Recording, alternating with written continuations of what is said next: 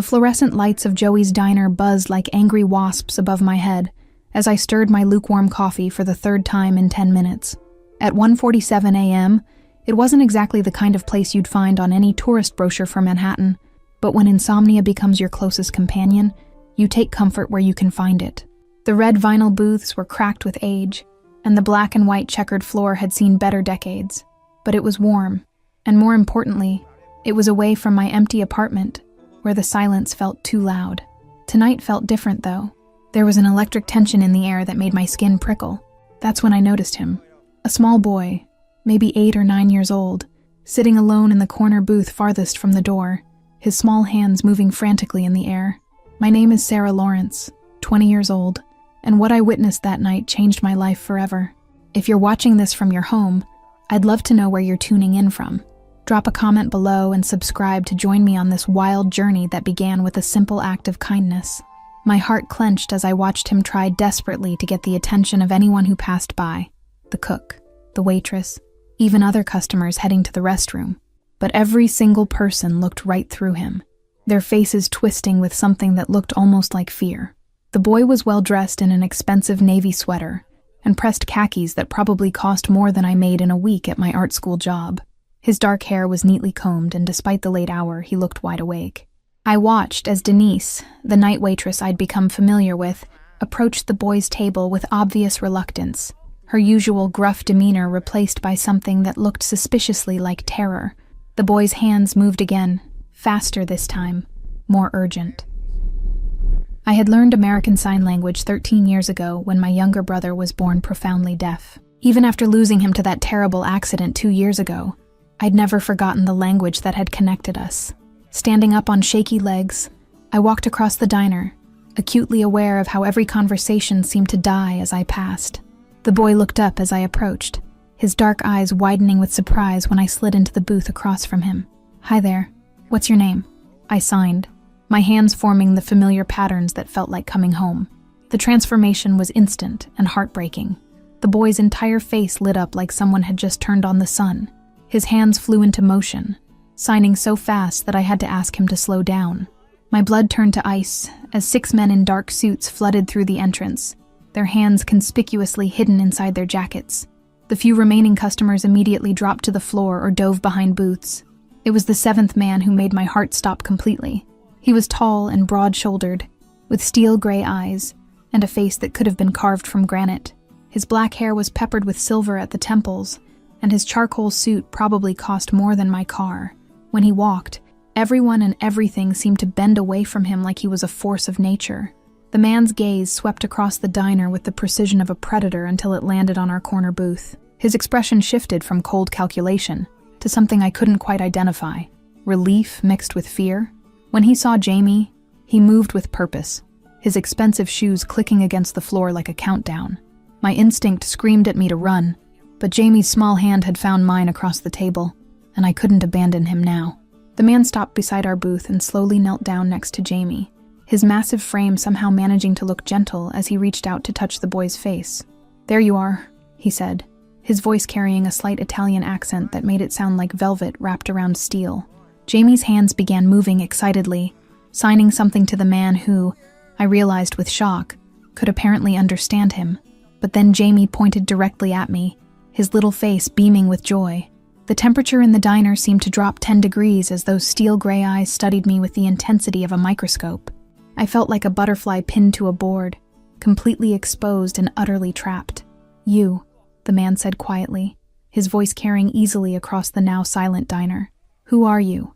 And how do you know his language?"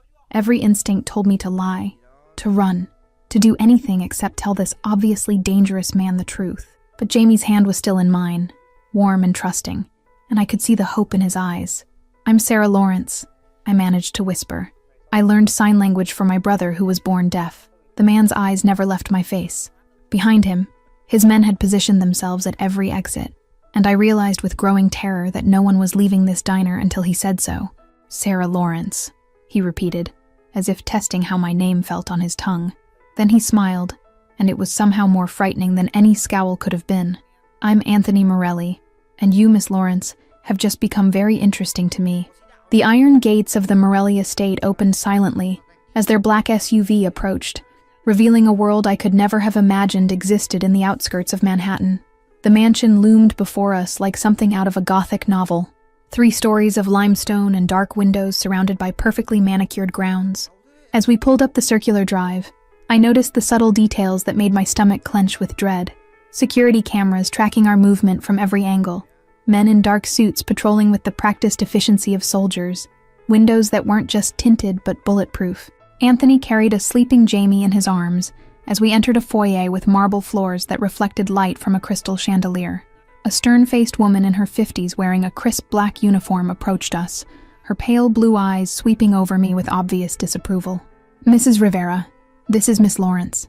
She'll be staying with us," Anthony stated, his tone making it clear this wasn't a suggestion, but a command. The woman's gaze flicked to Jamie, still sleeping in his grandfather's arms, and I saw something flicker across her face. Not affection, but resignation mixed with fear. I was shown to a bedroom larger than my entire apartment, decorated in soft blues and whites with furniture that looked like it belonged in a museum. Through the window, I could see guards patrolling the grounds, their movements choreographed and deadly serious. "The boy doesn't usually bring strangers home," Mrs. Rivera said, as she prepared to leave me.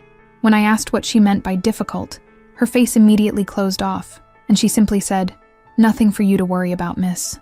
I was still sitting on the edge of my impossibly soft bed an hour later when I heard it, a soft tapping on my door. Jamie stood in the hallway wearing Superman pajamas, his dark hair tousled from sleep, his small hand signing, "I couldn't sleep. Can we talk? Everyone here is scared of me," he signed once he'd settled on the edge of a chair. "They do things for me, but they never talk to me. Not really. They look at me like I'm broken." My heart shattered as I knelt down in front of him, bringing myself to his eye level. "You're not broken, Jamie. You're perfect exactly as you are," I signed back, surprised at how fiercely I already felt protective of this child I'd just met. For the next hour, I did something revolutionary in that cold, sterile mansion. I made Jamie laugh. I told him silly stories, played simple games with my hands, and taught him signs that had nothing to do with orders or instructions. Just pure, joyful communication. From the doorway hidden in shadow, Anthony observed his grandson's transformation with growing interest. In one evening, I had given Jamie something he'd been searching for his entire life: normalcy, joy, the simple pleasure of being understood without fear. What I didn't realize then was how dangerous it is to become valuable to someone like Anthony Morelli, a man who collected precious things and protected them with lethal force. I was rapidly becoming something he wouldn't let walk away. 2 weeks into my new life at the Morelli estate, I'd established a routine that both terrified and exhilarated me. Every morning, Jamie would wait outside my door with his backpack, ready for lessons that bore no resemblance to traditional education. Instead of math and history, I taught him how to express emotions he'd never been allowed to feel. Instead of reading from textbooks, we created stories with our hands about brave knights and talking animals that made him giggle with delight. Most importantly, I taught him that his thoughts and feelings mattered, something no one had ever bothered to tell him before. We spent our days in the mansion's vast library, surrounded by leather-bound books that probably hadn't been touched in decades. "Today, we're going to learn about feelings," I signed one afternoon as we sat cross-legged on the library carpet. "I know feelings," Jamie signed back proudly. "Happy and scared." I smiled and began to teach him more complex emotions. Frustrated, excited, proud. "I feel frustrated when Mrs. Rivera runs away when I try to ask for cookies," he signed eagerly. "And excited when you teach me new words. And proud when Grandpa watches us and smiles," he added, his small face lighting up. My hands stilled. "Your grandfather watches us?" Jamie nodded enthusiastically. "Every day he stands in the doorway and watches you teach me. He thinks I don't notice, but I always do." That evening I got confirmation as I overheard voices from Anthony's study while preparing a snack in the kitchen. "The Colombo family is making moves, boss," a man said urgently. "They've been asking questions about your grandson, about his routines." My blood ran cold as I pressed myself against the kitchen wall, straining to hear more. "What kind of questions?" Anthony's voice was deadly quiet. "About his schedule, his security detail, where he goes during the day. And boss," the man's voice dropped even lower, "they're asking about the girl too. The one who talks to him." I didn't wait to hear Anthony's response. Heart hammering against my ribs, I ran through the mansion's halls until I reached his study. Without thinking, I pushed through the door, interrupting a meeting with his 2 top lieutenants. "I heard," I said breathlessly. I was in the kitchen and I heard them talking about the Colombo family, about plans to hurt Jamie, to hurt me. The silence that followed was deafening as Anthony studied my face with laser intensity. "How much did you hear?" he asked quietly, his eyes never leaving mine. "Enough to know that Jamie is in danger because of me," I answered, my voice cracking. "I should leave if my being here puts him at risk." Anthony moved around his desk with fluid grace, stopping just inches from where I stood. This close, I could see flecks of silver in his gray eyes, could smell his expensive cologne mixed with something darker. "You're not leaving." His voice cut through my words like a blade. 3 days after I had rushed to warn Anthony about the Colombo threat, I made a decision that would change everything. Jamie had been cooped up in the mansion for weeks, his lessons confined to rooms that felt more like a museum than a home. The boy needed sunlight, fresh air, and the simple joy of being a normal kid, even if just for an hour. "Absolutely not," Anthony said when I brought up the idea during breakfast, looking every inch the powerful businessman rather than the Mafia boss I knew him to be. "Please, Grandpa," Jamie signed from his seat at the enormous dining table. "I want to see the ducks at Central Park. Sarah says there's a pond where they swim." Anthony's eyes softened as they always did when he looked at his grandson, but his jaw remained set. "It's not safe, kid. Not right now," he replied, his hands signing along with his words. I watched the disappointment cloud Jamie's face and couldn't stop myself from intervening. "It could be," I said carefully. "What if we brought security? Kept it short, just an hour?" "He's 8 years old, Anthony," I added, my voice barely above a whisper. "He's never just played in a park." The words hit their target. I watched his face as he processed what I'd said, that his grandson had never experienced something as simple as playing in a park. After a long moment, Anthony nodded once. 1 hour, full security detail, and you stay within 10 feet of Carlos at all times. Jamie's face lit up like the 4th of July, and something warm unfurled in my chest at the sight of his joy.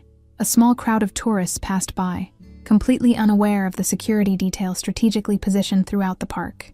For just a moment, we were anonymous.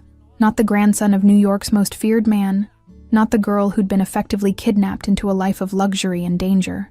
I watched Jamie's shoulders relax as he breathed in the fresh autumn air, his whole body seeming lighter away from the mansion's oppressive atmosphere. He pointed excitedly at a street performer playing violin, his hands signing rapidly about the music he could only feel as vibrations. Anthony had given me a burner phone that morning, programming his private number as the only contact.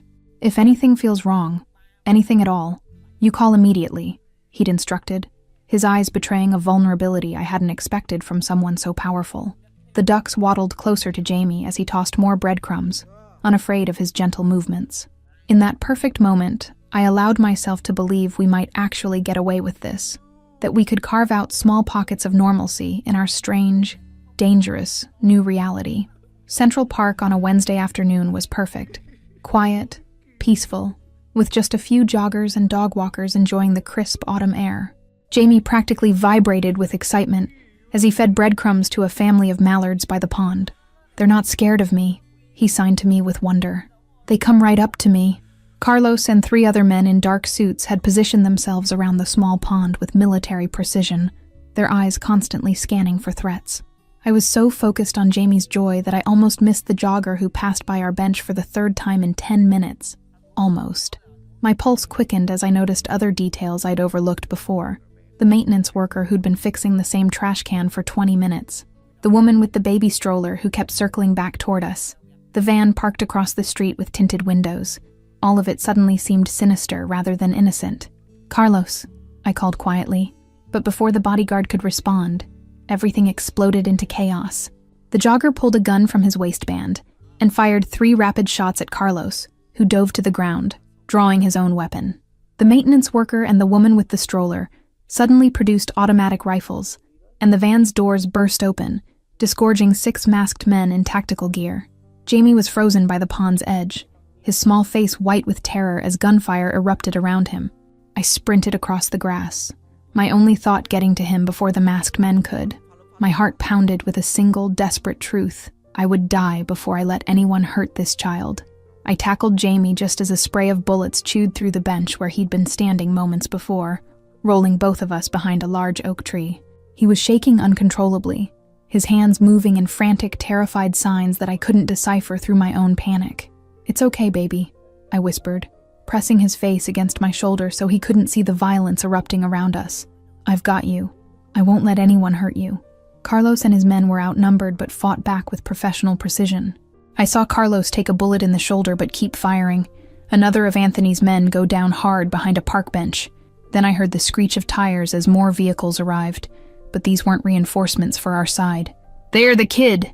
someone shouted, and I looked up to see two masked figures flanking our position. I didn't think, simply reacted, throwing myself in front of Jamie just as one of the men fired, feeling a line of fire tear across my left side as the bullet grazed my ribs.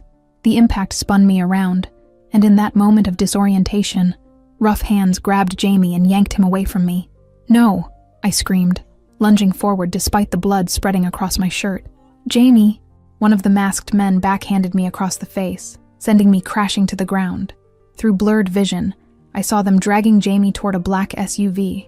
The boy's terrified eyes locked on mine as he signed desperately, "Help me!" The world around me narrowed to a tunnel of pain and desperation as I clawed at the grass, trying to pull myself forward. One of the attackers stepped on my outstretched hand, grinding it into the dirt with a sickening laugh. Jamie's small body disappeared into the vehicle, his face pressed against the window as they pulled away. He was signing something repeatedly. Not help anymore, but Grandpa. His faith in Anthony's power to save him still absolute. I could hear sirens in the distance, too late to help us, but adding to the chaos as park visitors fled in panic. Carlos was crawling toward me, his face a mask of blood and determination, still trying to fulfill his duty despite his wounds. The sky above Central Park seemed impossibly blue and peaceful, a cruel contrast to the violence that had just torn through our brief moment of happiness. I reached for the burner phone in my pocket, but my fingers found only shredded fabric where the bullet had grazed my side. I tried to get up, tried to run after them, but my vision grayed out, and I collapsed onto the grass, my own blood pooling beneath me. The last thing I heard before losing consciousness was the squeal of tires as they took Jamie away.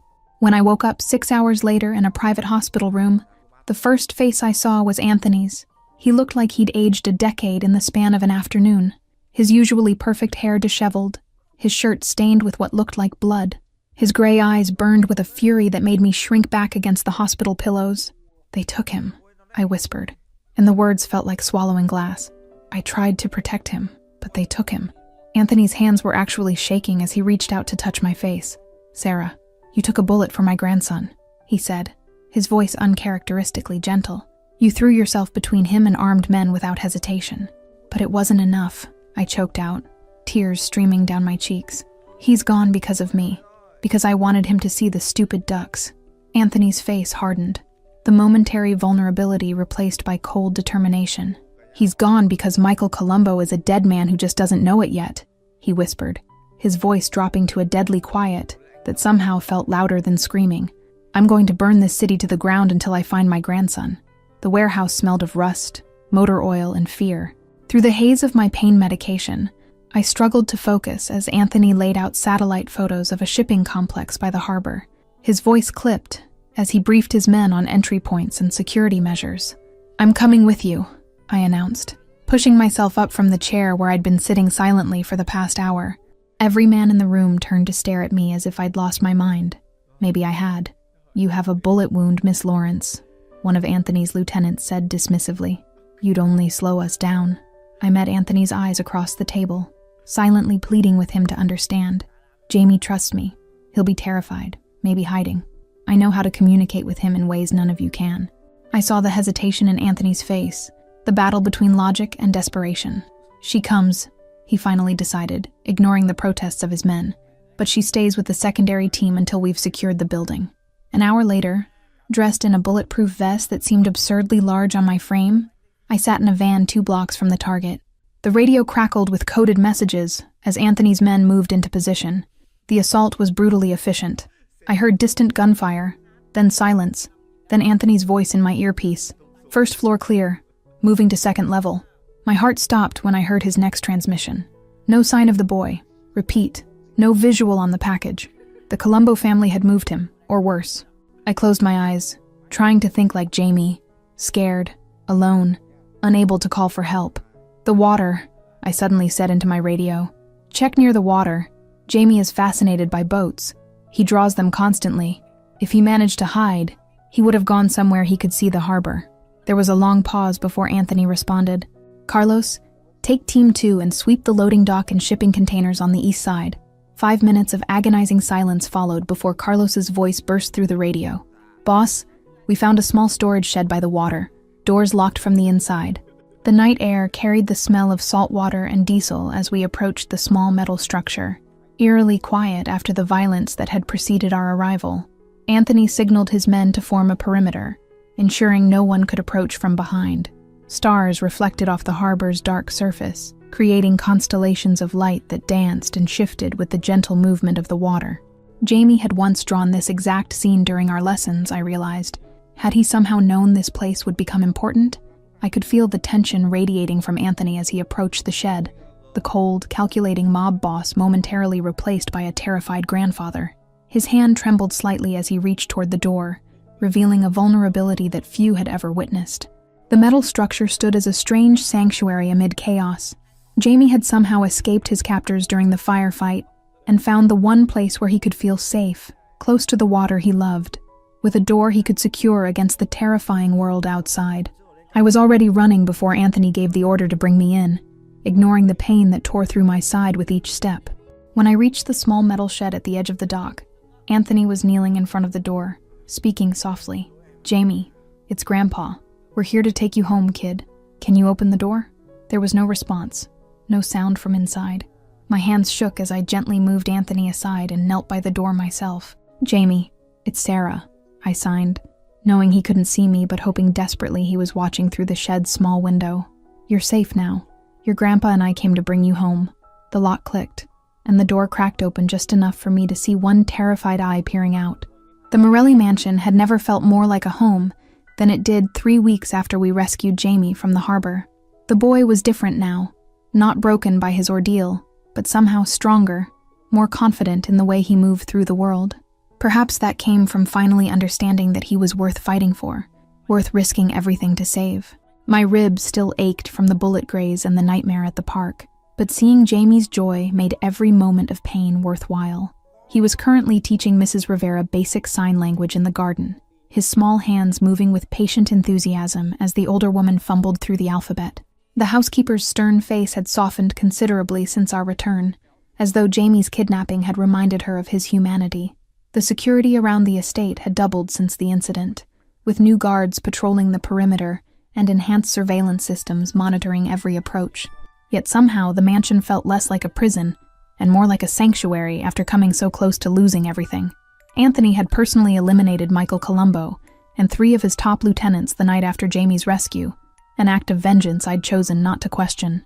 The city's criminal underworld had gone silent in the aftermath, a tense peace settling over territories that had once been contested. Jamie's nightmares came almost nightly at first, his small body shaking with silent sobs as he relived his captivity. I'd taken to sleeping in the chair beside his bed, ready to sign reassurances when he woke frightened in the darkness, reminding him that he was home and safe. The mansion's garden had become our classroom, the indoor lessons abandoned in favor of sunshine and fresh air that seemed to heal Jamie's spirit. Anthony had installed a small pond with ducks, bringing a piece of the park to us since we couldn't risk going back. Not yet, anyway. He's never done that before, Anthony said as he joined me at the window. Gone was the perfectly pressed suit, replaced by dark jeans and a simple black sweater that made him look younger, more approachable. For 8 years, signing was something private, he continued, watching his grandson with unconcealed pride, his secret language that kept him separate from everyone else. Now he wants to share it with the world. I felt my throat tighten with emotion. He's not hiding anymore. Anthony's gaze shifted from Jamie to my face, studying me with an intensity that made my pulse quicken.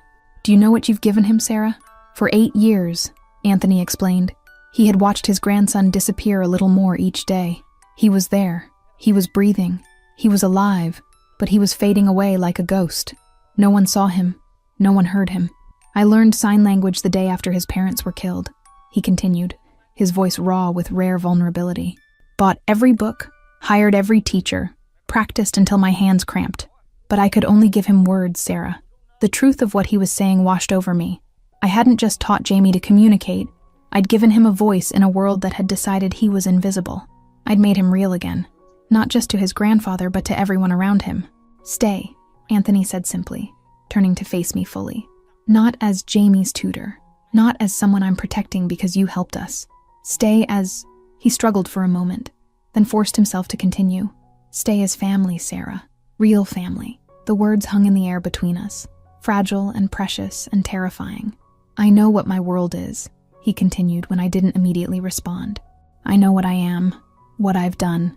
I'm asking you to tie yourself to something dangerous and complicated. But Sarah, his voice dropped to barely above a whisper, you're the missing piece we didn't know we needed. You make us whole. Through the window, Jamie had stopped his lesson and was watching us intently, his dark eyes bright with hope. Thank you all for following this story.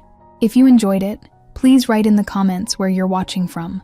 And don't forget to like, subscribe, and share this video, as your support is essential for me to continue sharing these stories with you. А все равно, как бы, ну, сути дела не меняет, как бы зарплата плюс-минус везде там, ну, больше, чуть меньше. Как бы, и, наверное, это все, вот эта общая ситуация, наверное, у многих привела, во-первых, сфера развлечений, да, всякие там кредиты и так далее, настолько загоняют каждого в задницу человека. И об этом на самом деле никто так-то не говорит. Какое количество сейчас, допустим, даже в те же сложные времена такие, когда, вот сейчас идет там специальная военная операция, да, где люди вообще умирают, в принципе, за какую-то сумму денег. Ну, то есть, какая мотивация, то есть, у мужика идти, типа, на войну, воевать и, ну, как бы заработать денег? Потому что он, вот, в обычной жизни не понимает, типа, как реализовать себя. Ну, он понимает, что он может пойти работать на какую-то работу, где зарплаты его все равно не будет хватать. Как бы, тут тоже двойственная сторона. Хорошо, когда она есть, плохо, когда ее нету. Да, вот это маленькая даже зарплаты. Но морально-то ты все равно подавлен. Ты понимаешь, да, я там пойду туда, но как бы смысла мне этого не принесет большого. Да, у меня там станет, если я вообще не работаю и буду работать за 50 тысяч, хорошо, что они у меня есть, я смогу там покушать себе купить. Но это же дизмораль. Когда ты заходишь в интернет и видишь, как люди там в Дубае летают, покупают себе огромное количество автомобилей какие-то. Ну, много всего такого, что ты за эту зарплату себе никогда в жизни позволить не сможешь. И как человеку оставаться морально, типа, сильным? Что ему нужно делать? Ну, наверное, во-первых, это, наверное, все от семьи исходит, да? То есть, какая семья у тебя? Как она построена? Если ты один живешь, это сложно, да, ты будешь сам себя, но у тебя опять-таки, возможно, ну, родители, если есть, которые друзья поддержат тебя в какой-то момент, хотя бы просто отвлекут тебя от этих мыслей. А если у тебя, к примеру, там, семья, жена, к примеру, да, есть дети, то тут, наверное, поддержка только от них исходит какая-то.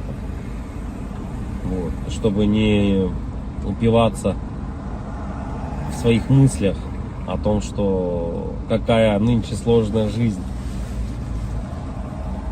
И, наверное, других-то вариантов, в принципе-то, и нету.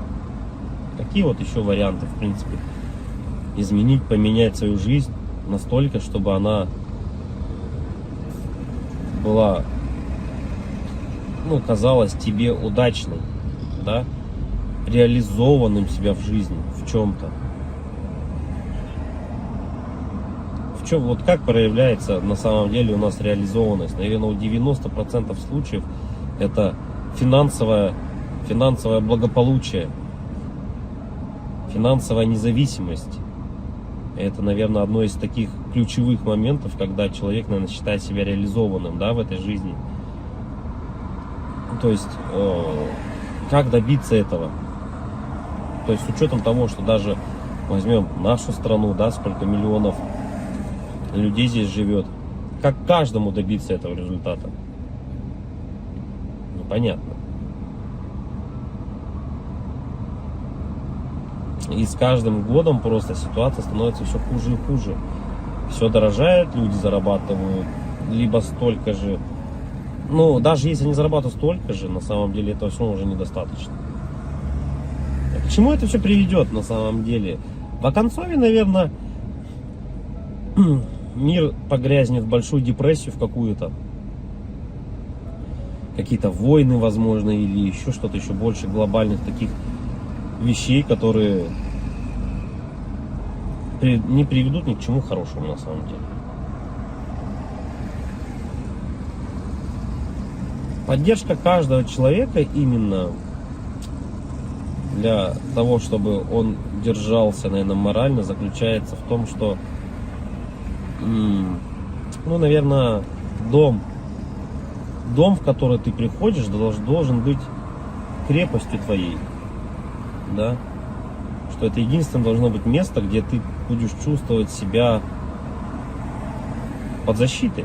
Для этого было придумано, наверное, своя пещера изначально, потом свои какие-то чумы, палатки различные, да, потом все это превратилось. На данный момент это у нас дома, квартиры, в которые мы приходим и должны ощущать себя в безопасности, чтобы можно быть немного морально расслабленным с учетом того, что ты выходишь каждый день на работу, на улицу, и все равно давление вот это вот, оно все присутствует. Когда ты заходишь в магазин, видишь цены эти, да, и так далее, не можешь себе что-то там приобрести, позволить на ежедневной основе, это откладывает большой, наверное, отпечаток. Не, наверное, а точно. И поэтому, когда возвращаясь домой, ты чувствуешь, вот хотя бы есть типа уголок того места, куда ты можешь прийти.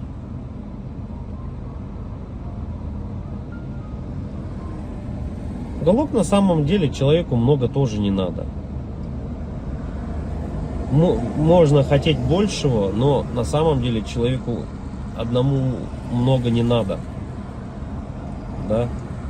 Ему нужно спальное место, спокойное место, где можно подумать. Ну, это когда ты один, к примеру, да? Когда у тебя есть семья, к примеру, ты приходишь домой, опять-таки, и тут хотя бы, да, поговорить о каких-то вещах.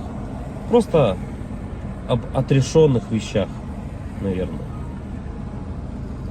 И, возможно, при этих же условиях у тебя и появляется какая-то дополнительная мотивация для реализации себя. А когда у тебя нету ничего, вот это уже становится проблемой. И это у многих на самом деле.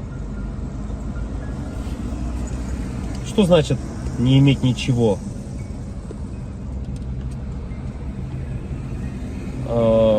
Тут, наверное,